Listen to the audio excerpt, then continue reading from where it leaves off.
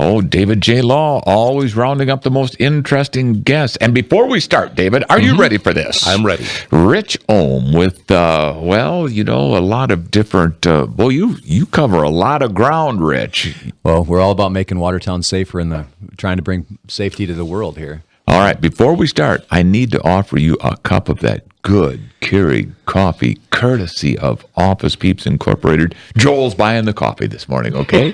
Perfect. I love coffee. All right. Rich, let's just get right to it. We've got a special guest on the line we're going to introduce in a moment here, but I know that the Watertown Initiative to Prevent Sex Trafficking Coalition met again this week, and you've been pretty active the group has, but you, and aside from that, have been working on some other projects too, haven't you? We have. Through the Fallout Shelter Ministries and a few other things, we've actually had the opportunity to go to Thailand and join the fight in sex trafficking. We work with the Watertown Initiative to Prevent Sex Trafficking with Jenna Moffat and the great people that are down there. Mm-hmm. And we also work with an organization out of Sioux Falls called Call to Freedom.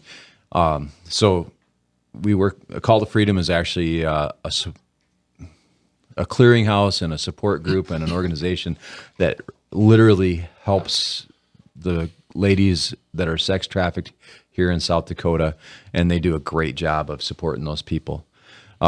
Because of all those things, we're actually bringing in Remedy Drive, a band who's got a good following around here, and they're really excellent kind of, I don't know what you call them, maybe alternative rock style band.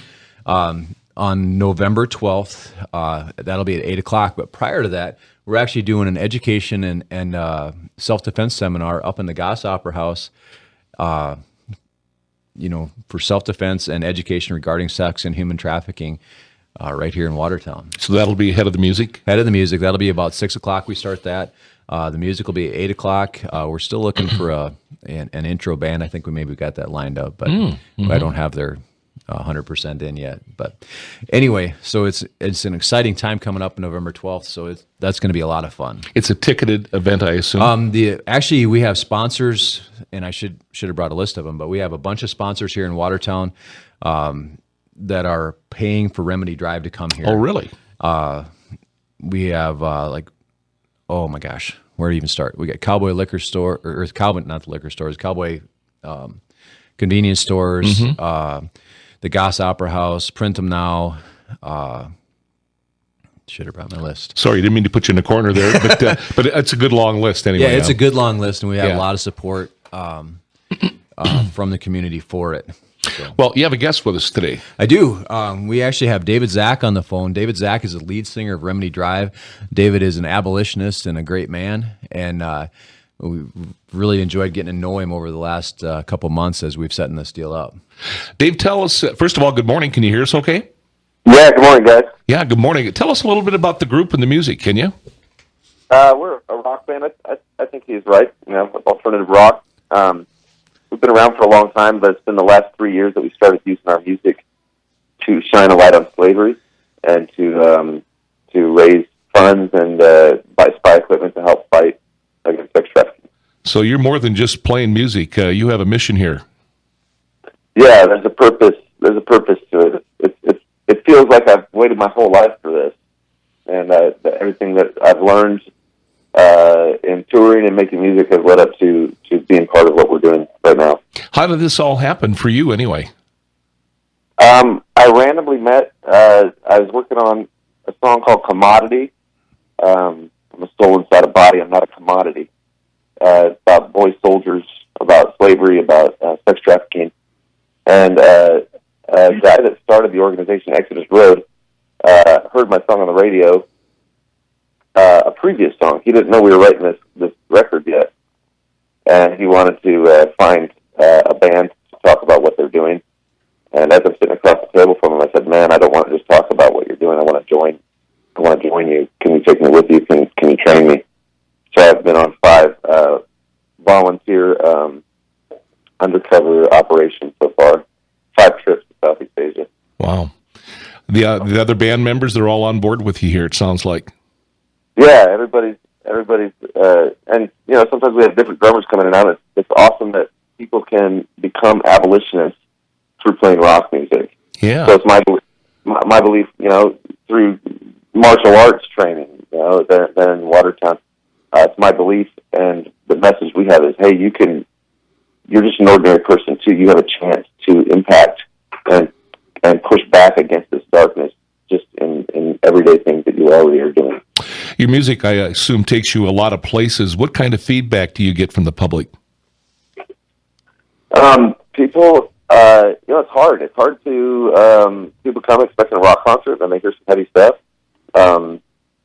But people are excited. I think the biggest feedback I get is last night, for instance, at a show here in Nashville at Vanderbilt, a girl wanted to go overseas and work with refugees in Greece, refugees running out of Syria, and she was kind of second-guessing that thought of what she wanted to do next summer. But after the show, she told me, hey, I'm going to go do that. You told me to be brave. You told us to live with dangerous unselfishness. I'm going to go do it. Wow. I tell you what, do your shows take you pretty much all over the country then, Dave? Yeah, we've been to everywhere except Alaska and Hawaii. We've been in Germany and the Netherlands, Finland, Norway. Boy, you're really carrying the message, aren't you?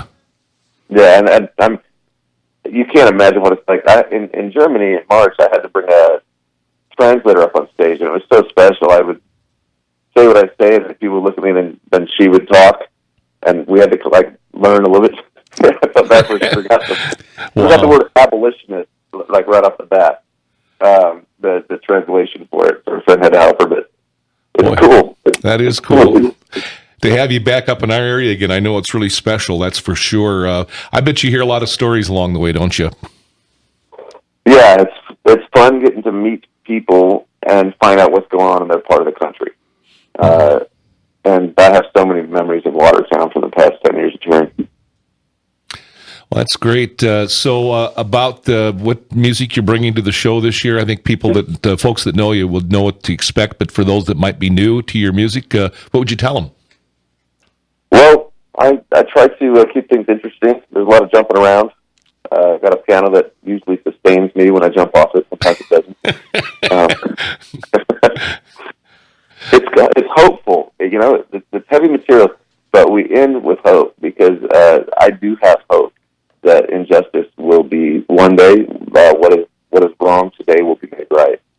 So it's informational. It's also hopeful, and it's also a rock concert. It's fun. It's entertaining. I hope. Sounds great. Rich, anything you want to add with him on the line? I'm just excited to see him jumping around on the stage at the Goss Opera House. That building's 120 years old. And man, does that have acoustics? It does. So see how that stage holds up to those flying jumps.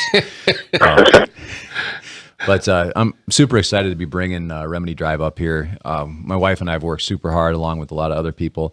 He's going to be Remedy Drive is going to be in Alexandria the night before with the same kind of setup. And then you're in Sioux Falls the following night, right, David? Yeah, just in the morning, actually. Okay. Sioux Falls. Yeah, so we're super excited to have him. We're bringing the message, just like David is, that you can do something. The whole mission statement of the Fallout Shelter is preparing people for the unexpected. The mission that we want, or the idea we want to get in people's head regarding self-defense and sex trafficking, is do something. Just get out and do something, and love some people, and really show them that they have value. All right, David, we'll let you go. Thanks a lot for giving us a few minutes this morning. Appreciate it. Yeah, looking forward to coming up there next week. Absolutely. And Rich, why don't you give us the logistics again here and what we need to know here? We're going to be at the Goss Opera House Saturday, November 12th. The event starts at 6 o'clock in the evening. If you want, we're asking $25 for the self-defense portion, but with that you get a T-shirt, but you got to pre-register to get the T-shirt. It's going to be a Remedy Drive Fallout Shelters Ministry, one of a kind, never going to be produced again T-shirt, so it's super cool, and they're really nice. And then the rock concert starts at 8 o'clock, and we'll be loud and we'll have fun, and we're super excited to have everybody involved. Abolitionist, word of the day. Yeah. Word of the day, Jim. That's a great word. Yeah. I don't think I've heard of that since I was in school. History class. You're right. Well, right now in the world, there are more slaves than ever before in history.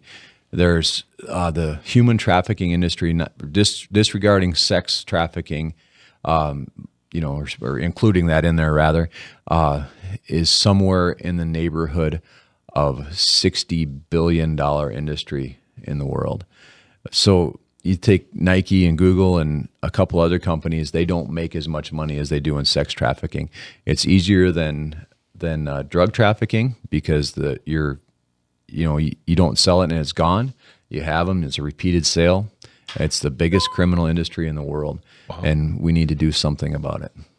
Okay, well, thanks for coming in. Appreciate it. Thank you, guys. Appreciate Sounds it. like a great concert coming up. So there you go. So, David, do you think there's danger involved? Richard, you stay with us here. I mean, this is not a safe thing you're doing. I mean, you went to Thailand. You may never come back.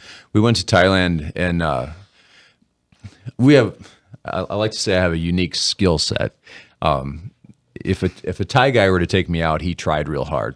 Yeah. So, but I will tell you that these guys like David going in and doing the investigations, and that's why we're involved with SWAT Ministries. I have a skill set that I can train people and teach them to be safe and to fight ferociously if they need to.